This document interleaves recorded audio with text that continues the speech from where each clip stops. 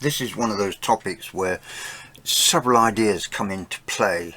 How things are presented normally in schools and so on is like this. Now I had to pick on something. This is live. Talk about a mixture for cements. I just need some numbers. 1, 2, 3, cement, sand, stone. So we're going to be starting by looking at that. Now they really love these colons, so we had, what was it? We had, see if I can remember, cement, and there's your colon, to sand, to stone, and the numbers they gave were 1 to 2 to 3. Now in real life it doesn't necessarily be this, it would change according to the strength they need and all sorts of other things, but it's just some numbers. Okay, so this is what we are looking at here. Now there's various things that, as I say, have come into play. I'm going to continue with this at the moment. Now let me put that round or in a bracket. So we got 1 colon to 2 colon to 3. Now if we have as an idea, suppose we have 2 times 5, what we know is that is 10. Let me split the 5 into 3 put with 2. Alright, so we would have, and to make sure that it's grouped, we put it in a bracket, so we have 2 times the bracket 3 plus 2. Now by convention we don't normally put the multiply, so we have 2, 3 plus 2. We got 2 of those, so let's do 2 of those, shall we? There's the first one, plus 2, and here's the second one. See, we got 2 of that group. Here's 2 of that group. Now if we add those together, we have, now you may already know this, 3 plus 3 is 6, put with 2 plus 2 is 4, and we know that that is equal to 10. See, so what they've done here is they've multiplied everything inside the bracket by 2. Now come across here. Suppose we multiply everything inside the bracket by 2. That would give me the ratio of 2 times 1 is 2. 2 times 2 is 4. 2 times 3 is 6. Now by proportion it is the same ratio, just that numbers have changed. So if I want this middle number here, using the reference point, if I want that middle number to be 6 and multiply the whole thing by 3, 3 times 2 is 6. So the objective is to have a 6 in there. So if I multiply this by 3, you know, let me just clear this, I'll show you what I mean. And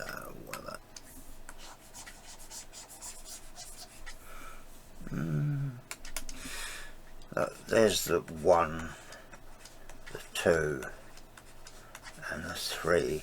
Now if I multiply the whole thing by 3, 3 times 2 gives me the target of 6. So now I know I have to multiply everything inside the bracket by 3.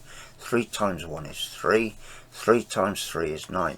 See the way that works. Now this particular format, this particular presentation works quite well if you have more than 2 items in your ratio. Going to look now at something slightly different in its presentation.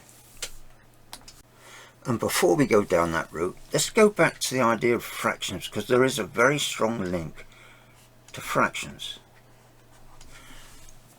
We know that is a half.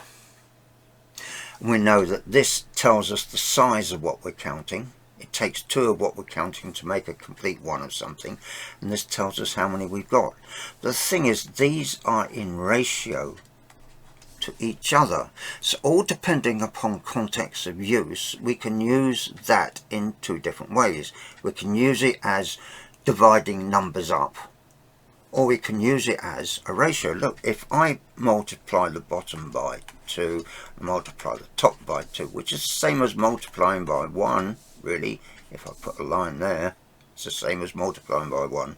1 times 2 is 2, 2 times 2 is 4. Now, the 4 and the 2 are in exactly the same ratio as the 2 to 1, as is the 4 to 8. They are in the same ratio, as is 16 to 8. They are in the same ratio. Okay, so you've got that idea there.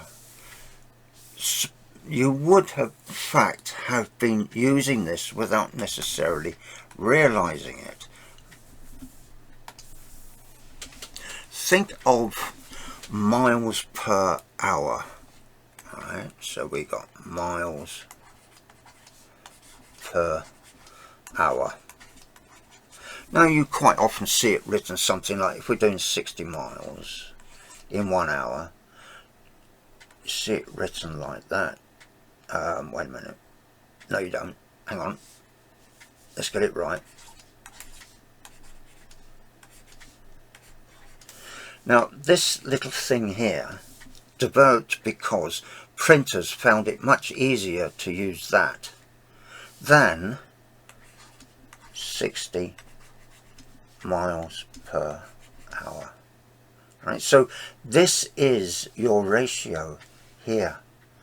They tend to write it like that, but really it is this. Okay, think about that. Think about that. So if that is miles, the 60 is the miles, really, there's a 1 there. We've gone back to what I was talking earlier on, where you get the standard numbers 1, 2, 3, 4, and it's perfectly correct to write them like this, but people don't do it. Okay, so it is the same sort of thing there. Miles per hour. These are the actual values. This is what the values represent. So we had what was it? Cement. I put C for cement, S for sand, and they said stone. I'm going to use G for gravel. Right? Cement, sand, gravel. We had 1 to 2 to 3. Now you could present these as ratio. Cement to sand is the same as 1 to 2. It is not, I repeat, not a fraction in this use. Fraction. Not a fraction. It is a ratio in this use. The very important word, it depends on the use, the context. The ratio of cement to sand is 1 to 2. So if we have 3 of cement, we need 6 of sand. It behaves the same way as when I was talking about the fractions, but its actual interpretation is different. Let's look at this in an example. Suppose we have, as I mentioned before, going to use that, average speed of of 60 miles per hour. Now, as I mentioned, that will be 60 miles by ratio 1 hour. These are different things. Miles is not the same as hours. They are in ratio to each other. Now, what distance would I travel if I were to travel for the time of 3 hours. What do I have to do to the 1 to give me 3? I have to multiply that by 3. So if I multiply the bottom by 3, I multiply the top by 3. 3 6s are 18. 3 times 10. But we've got, yes, it's 180. Right, so in 3 hours we'd have done 180. Look, suppose we did an average speed of 75 miles per hour. Here we are, same method, 75 miles in 1 hour. And suppose we wanted it to be 6 hours. Multiply the bottom by 6. Multiply the top by 6, and if you're not sure, you can always use a calculator. Alright, so you know, if it's an uncalculated paper, you have to do it manually. Here we go, we've got 75 times 6. If you got it, it's 450. So they would have covered 450 miles. It is fairly straightforward in this format. It's difficult when you have the 3 values, you know, the sand, cement and gravel, 1 to 2 to 3. In this format, it is much easier to multiply it by some value here to give you whatever it is you want in there. So let's try and think of another example that we can run through. I'd forgotten that I actually had some past papers. We're going to use this as an example. Now there's a specific place here. It's related to Oldcastle and solved in the whole of the UK. It's got 2 places. We've got England as a complete thing, a particular location, so we're comparing them. So we got, let me put a line down here. Oldcastle,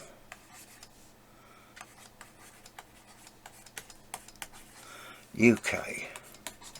Now the question here is the ratio solved to unsolved crimes in Oldcastle is 2 to 9 as a ratio. Let's get that down there. So this is 2 to 9, right? As a ratio. They actually state that. Well, it is, because of the way it's written, it's a ratio. Let's go back again. Ratio solved 2 to 9. 1/8 of crimes. They've switched to fraction. Notice?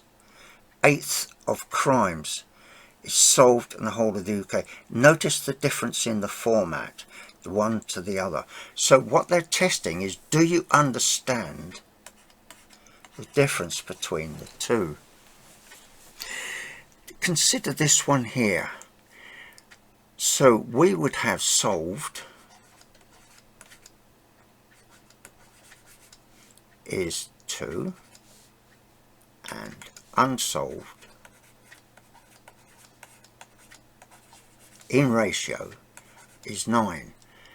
This is a fraction. Let's convert this to fraction. What we got, the solved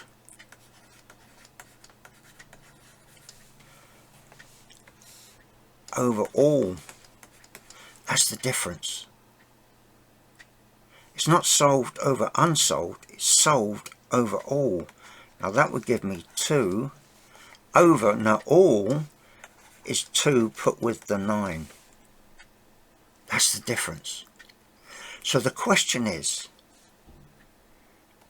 which is in fact 2 over 11. How does that compare to this? That's 11. That's 8. Alright, to compare, let me put a line there. Compare. Right, so we're now comparing one to the other.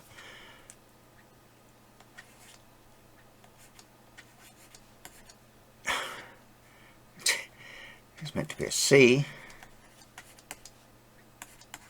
Oldcastle, UK.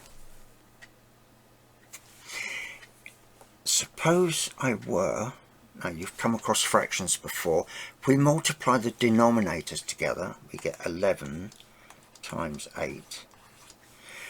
Now to get that to become this, I obviously multiply it by 8, so I have to multiply the top by 8.